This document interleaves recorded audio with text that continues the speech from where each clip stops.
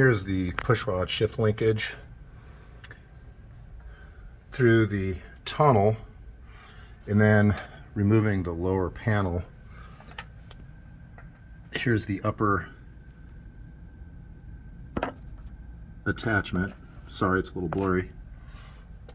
There's kind of a holding heim joint, and then exits there. If I move the linkage, this is side-to-side movement.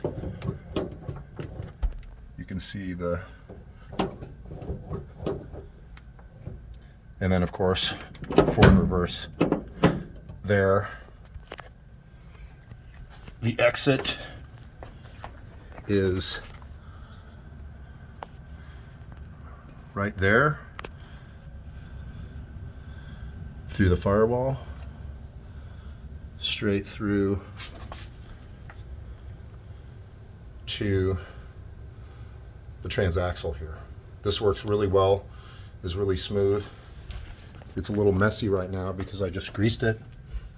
It is something that requires a little bit of maintenance in terms of lubrication, but anyway, that is the all push rod shift linkage for a left-hand drive center shift.